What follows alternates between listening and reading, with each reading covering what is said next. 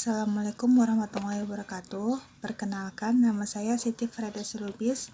Saya dari jurusan Pendidikan Matematika 1. Nah, di sini saya akan membawakan materi mengenai segi 4, di mana materi ini saya ambil sesuai dengan RPP yang telah saya buat di kelas SMP kelas 7. Nah, ini waktunya itu sekitar 10 menit. Nah, seperti yang kita ketahui, di sini ada kompetensi inti. Nah, kompetensi inti di sini ada mencakup dari sesuai dengan kurikulum pendidikan yang dibuat oleh pemerintahan. Nah, selanjutnya itu ada kompetensi dasar. Nah, kompetensi dasarnya itu pertama, siswa dapat mampu menjelaskan dari definisi segi 4. Yang kedua itu ada indikator pencapaiannya, itu siswa mampu memahami konsep dari segi 4 dan siswa dapat mengetahui macam-macam bentuk dari segi 4. Nah, selanjutnya ada tujuan pembelajarannya itu. Tujuan pembelajarannya itu siswa memahami dari materi segi 4. Nah, strategi yang saya gunakan ini menggunakan strategi scientific learning, atau dengan metodenya itu metode tanya jawab dan metode ceramah. Nah, pelaksanaan pembelajarannya ini, kegiatannya ini sesuai dengan PP yang saya buat, itu dalam waktu 10 menit menjelaskan materi segi 4 tersebut. Nah, selanjutnya kita masuk ke materi pembelajaran. Nah, sebelum masuk materi pembelajaran, kepada siswa-siswa sekalian, mari kita berdoa dulu sebelum kita belajar. Berdoa dimulai. Nah, selesai. Nah, selanjutnya saya ingin bertanya. Pasti kita sering menemui benda-benda atau sesuatu yang berbentuk segi 4. Nah, di sini saya ingin bertanya. Murid-murid sekalian tahu nggak segi 4 itu apa? Yang tahu boleh diangkat tangannya. Ya, kamu coba jelaskan apa itu dari segi 4. Hampir mendekati. Nah, jadi di sini segi 4 adalah bangun datar yang memiliki jumlah sisi yang terdiri dari 4 buah.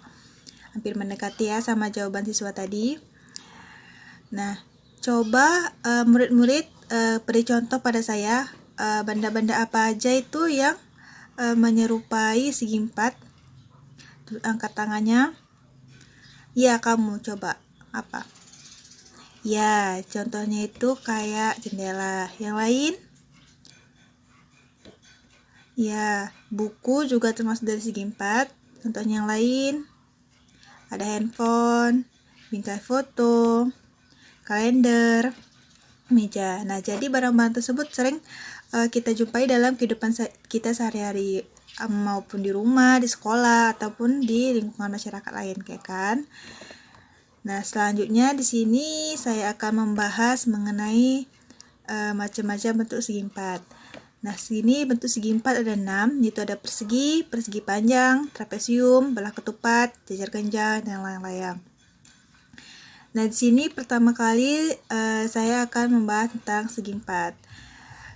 Segi 4-nya itu yang pertama adalah persegi. Nah, di sini murid-murid yang tahu arti persegi boleh angkat tangannya. Iya, coba kamu jelaskan persegi itu apa? Iya, benar ya. Jadi persegi itu adalah persegi panjang yang semua sisinya itu sama panjang. Jadi misalnya kayak kotak, gambar kotak itu misalnya panjangnya 4 cm, maka lebarnya 4 cm. Jadi panjang sama lebarnya itu sama ya. Misalnya yang satu 4, berarti yang lebarnya juga 4. Nah, selanjutnya persegi panjang. Nah, di sini persegi panjang. Apa itu persegi panjang? Jadi, persegi panjang adalah segi 4 yang memiliki dua panjang sisi sejajar. Jadi kayak misalnya sebuah buku kita itu, buku tulis kita itu berbentuk persegi panjang, dimana itu dia bentuknya kan nggak sama semua seperti persegi kan, dimana misalnya panjangnya ada 5 cm, lebarnya cuma 3 cm. Nah, contohnya itu seperti itu. Nah, selanjutnya kita masuk ke trapesium. Nah, trapesium adalah segi empat yang mempunyai sepasang sisi yang saling berhadapan. Nah, yang saling berhadapan itu sisi mana sih? Nah, saling berhadapan itu sisi yang ini dengan yang ini. Jadi itulah kenapa namanya trapesium dengan sisi yang berhadapan. Nah, selanjutnya kita masuk ke belah ketupat. Nah, belah ketupat itu segi empat dengan sisi yang berhadapan sejajar, keempat sisinya yang panjang, dan sudut-sudutnya yang berhadapan yang sama besar. Nah, belah ketupat ini dia itu sama seperti gabungan dari dua segitiga, yaitu segitiga sama sisi. Nah, yang mana sih segitiga sama sisi? Nah, dua segitiga sama sisi itu bagian yang ini dengan yang ini. Nah, jadi kalau kita sambungkan atau kita satukan, itu jadilah berbentuk segi empat. Nah, selanjutnya kita masuk ke jajar genjang. Nah, jajar genjang itu adalah segi empat yang memiliki dua panjang sisi yang saling sejajar. Nah, sisi mana sih yang sejajar? Nah, sisi yang sejajar ini sisi yang ini dengan yang ini, sisi yang ini dengan yang ini. Jadi sisi-sisi tersebutlah yang sejajar. Nah, selanjutnya kita masuk ke layang-layang. Nah, di sini saya tanya dulu, pasti kita pernah melihat layang-layang ataupun pernah kita bermain layang-layang, ya kan? Ya, tentu saja kita pasti pernah melihat layang-layang karena itu permainan masa kecil kita kan. Nah, jadi layang-layang ini juga termasuk dari segi empat.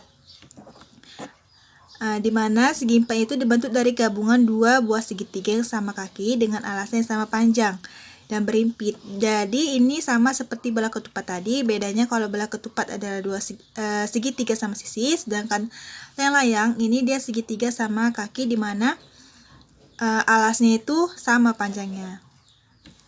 Nah, sekarang Ibu kasih soal. Di sini ada 5 gambar. Ada A, B, C, D, dan C. Nah, di sini Ibu mau nanya, saya mau nanya, dari gambar kelima ini, mana yang menurut kamu itu gambar dari belah ketupat? Yang tahu boleh angkat tangannya. Ya, kamu coba. Yang mana belah ketupat? Iya, yang E. Benar ya, yang E ini merupakan belah ketupat. Nah, selanjutnya saya tanya lagi, dari gambar kelima ini, mana yang termasuk trapesium? Yang tahu boleh angkat tangannya? Ya, kamu coba. Iya, yang D. Yang D ini merupakan gambar trapesium. Jadi, yang ABC itu gambar apa? Kalau boleh saya tahu? Iya, benar ya, yang A itu persegi, yang B itu persegi panjang, dan yang C itu jajar genjang. Jadi dari sini kita paham bahwa bentuk-bentuk segi empat itu ada 6. Nah, di mana bentuk-bentuknya itu merupakan gambar yang sering kita temui dalam kehidupan sehari-hari. Jadi misalnya kita menemukan sesuatu yang bentuk segi empat, jadi kita bisa melihatnya, oh ini bentuk segi empat trapesium, atau ini bentuk segi empat belah ketupat, atau bentuk segi empat yang lainnya. Nah, sekarang sini saya kasih tugas sebelum pelajaran kita terakhir. Coba kalian temukan gambar-gambar yang mirip dengan segi empat di dalam rumahmu. Saya minta 5 macam ya, misalnya segi empat 5 macam benda, habis itu trapesium 5 macam, belah ketupat 5 macam, dan saya mau kalian menggambarkannya ke dalam buku tugas ya. Nah, itu menjadi tugas terakhir kita.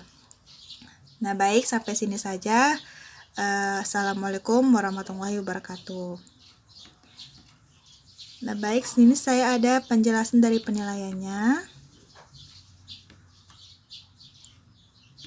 Nah, itu saja yang dapat saya sampaikan. Terima kasih, semoga bermanfaat.